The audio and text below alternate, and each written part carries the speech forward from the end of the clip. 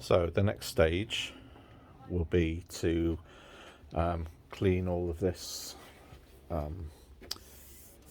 cast iron work. So we'll just wire brush it. We're just going to do halfway down, keep the wood in to give some integrity to the structure. We'll just wire brush it down, give the paint a key, and then start painting.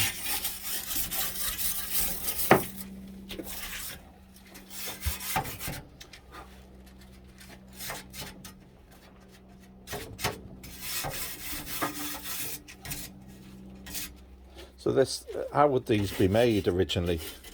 It's cast iron, so it would have been made in a sand mould. Oh yeah. But because it's a sand mould, when they break it out of sand, the mould is destroyed. Oh so yeah. what they'll have is they'll have a master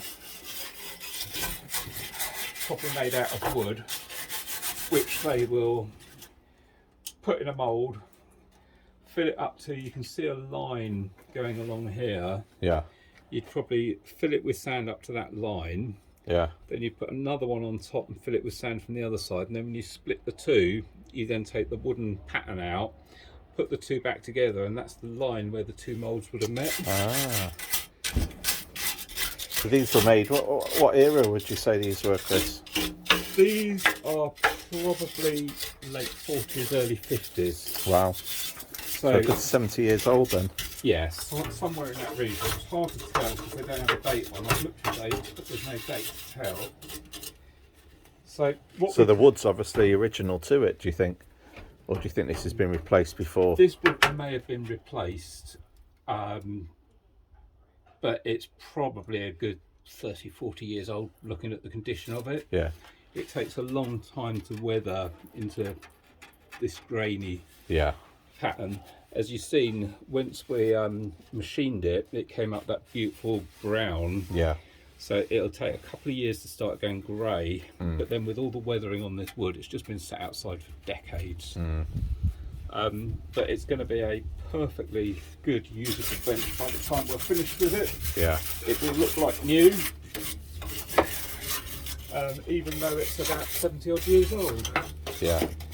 So what we're going to do is, we're not too worried about getting wood on the paint that's left. The only reason we're keeping that paint is underneath there are some very fine bits of metal work, and at the back, and rather than try and unbolt these bottom ones, we're just going to paint over them, and this just keeps some structural integrity on the seat and holds it together, and makes my life easier basically. So we'll paint all of the bottom here, we'll paint this arm, we'll paint all the way up the top, inside outside, and then put wood back on down to about here, then take that wood off, touch up the last bit of paint, which will literally just be along this channel here and along this bit on the centre, and then we'll replace the last bits of wood.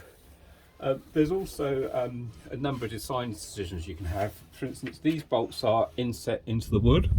I don't actually like that. The bolts we're going to use will be raised carriage bolts that will sit above, and I'm also going to use stainless steel so they're not going to rust like these, so they will always pop with a bit of bright silver colour. We're going to use Sapele on this, which will be a very similar colour to what this would have looked like originally. It'll be a rich chocolatey brown. And Is that a so you're going to treat the wood when it's absolutely. We'll be treating it with, my favourite is tea coil, because it gives good protection. You can give it a coat each year, but regardless of whether you use oak or Sapele or redwood or any other type of hardwood, Sapele is really a type of mahogany, but you can't get mahogany nowadays. It will all go grey, and that is because it's going to get weathered and beaten by the sun. Just the same as if you sit out in the sun, you go brown, or if you do it too fast, you go red. This wood will always go grey regardless of what you use, which is why I couldn't tell when we took this off if it was oak or Sapele or redwood. It looks like it was redwood by the way we've machined it up, but it will all end up this colour. So the tea coil is really to protect it and keep moisture in the wood.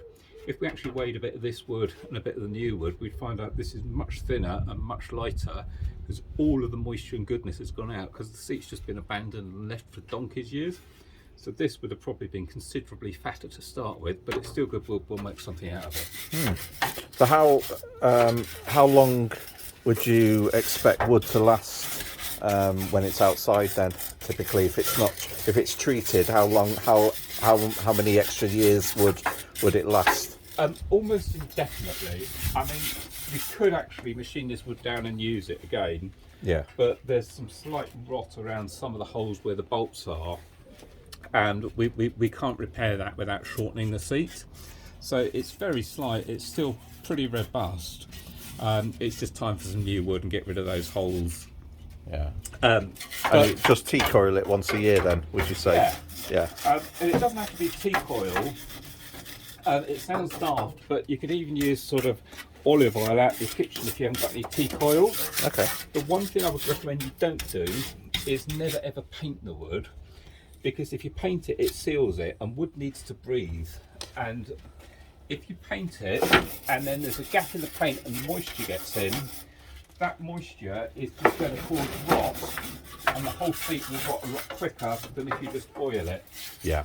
So a bit of T-coil enables the moisture to get out and will actually prolong the life of the wood on the seat significantly more, like decades more, than if you paint it. Painting it is a big no-no. So here's one that was painted. This was my old bench, and at the end of the series of videos I'll show you the first bench that we did and how it turned out. But this was just painted straight onto Looks like a redwood again. Yeah, and this had like some sort of stain or paint on it, and it was just painted purple. See, because it's been painted, you can see how this wood has rotten away, and it's literally just with a thumbnail, it's falling apart. Yeah. And that's because it's been sealed and the moisture's got into the wood and it's stayed in the wood. Whereas the wood on here has never been painted. And if you look at this wood is as hard as nails still. So it might look pretty scrubby, but realistically this wood is in much, much better condition and we can do something with it. Yeah. Whereas this purple wood, I'm not sure how deep the rot goes, but it's just crumbling, where over the years it's had multiple layers of paint and just been allowed to rot. And when you compare the difference between that, this is what you get with a painted seat, and this is what you get with an oiled seat. So don't ever paint hardwood, just oil it. Yeah, that's great advice, Chris. Brilliant.